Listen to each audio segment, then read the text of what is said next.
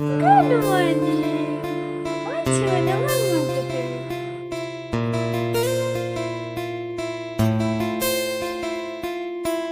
Hello everyone, আমি মীরা। আমার নতুন একটি মিনি ব্লগে আপনাদের অনেক অনেক স্বাগত। ঘড়িতে বাজে এখন সকাল 7টা। তো সকাল সকাল উঠে সমস্ত কাজকর্ম আমার কমপ্লিট হয়ে গেছে আর এবার চলে এসেছি ব্রাশ করতে। কাল প্রায় সারা রাত ধরেই কিন্তু বৃষ্টি হয়েছে, ওয়েদারটা বেশ ঠান্ডা আর ওইদিকে বর আর মেয়ে কিন্তু এখনো পর্যন্ত ঘুমিয়ে রয়েছে। যেহেতু ওয়েদারটা ঠান্ডা, আমরা গায়ে চাপা নিলেও মেয়েকে কিন্তু কোনো মতে নেওয়াতে পারি না, তাই কিন্তু ওকে ফুল হাতা জামা প্যান্ট আমি পরিয়ে দিয়েছিলাম রাতে। তো দেখুন বাইরে এখনো পর্যন্ত বৃষ্টি পড়ছে আর এইদিকে আমি চা নিয়ে চলে এসেছি বর আর আমার জন্য। তো বর চা খেয়ে চলে গেছে ওয়াশরুমে আর আমি বাইরে কাজ করছিলাম। এইদিকে মেয়ে আমার ঘুম থেকে উঠে দেখুন কিভাবে বসে রয়েছে। এখন কিন্তু আর আমার মেয়েকে একা একদম ছাড়ি না, কেউ না কেউ সবসময় ওর সাথে থাকার চেষ্টা করি। তো আমি জানালা দিয়ে দেখতে পেয়েছিলাম যে ও এরকম উঠে বসেছিল, তাই কিন্তু চট জলদি করে গিয়ে আগে ওকে কোলে নিয়ে শাশুড়ি মায়ের কাছে দিয়ে দিয়েছি। তো বর যেহেতু অফিস যাবে, সকাল সকাল তো মামনি রান্না বান্না করেই দিয়েছে। তো খাবারগুলো এখন আমি গুছিয়ে দিচ্ছি। তো আজ মামনি রান্না করেছে ডাল,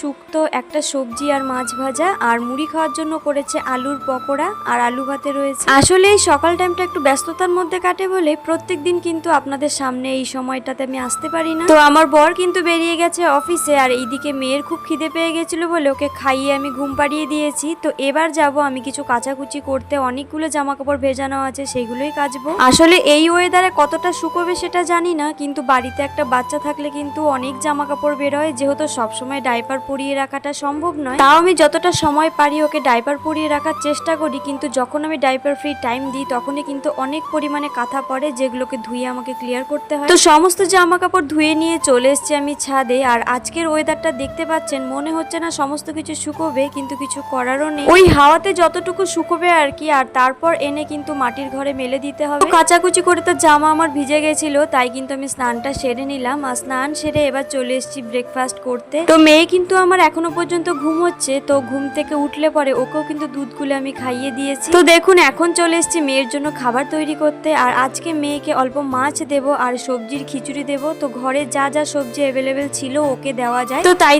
দিয়ে কিন্তু ওর জন্য প্রেসার কুকারে খাবার বসিয়ে দিয়েছিলাম। আর ওর জন্য বাটারে একটা মাছ আমি ভেজে নিয়েছি। তো দেখুন এইদিকে কিন্তু আমি মেয়েকে স্নান করিয়ে দিয়েছি। তো তার আগে মাছ ভাজাটা ওকে আমি খাইয়ে দিয়েছিলাম আর ও কিন্তু বেশ মজা করে খেয়েছিল। তো বাইরে আবার নেমেছে বৃষ্টি আর এইদিকে মেয়েকে কিন্তু ঘুম পাড়িয়ে আমি চলে এসেছি লাঞ্চ করতে। আর মেয়ে ঘুম থেকে উঠলে ওকেও কিন্তু আমি খাবারটা খাইয়ে দেবো। তো আপনারা দেখতেই পেলেন মেয়েকে কিন্তু আমি খাইয়ে দিয়েছি অলরেডি। তো আজকের ভিডিওটি এই পর্যন্তই। যদি ভালো লেগে থাকে তাহলে প্লিজ লাইক, কমেন্ট, শেয়ার আর সাবস্ক্রাইব করে দেবেন। আজকের মতো টাটা।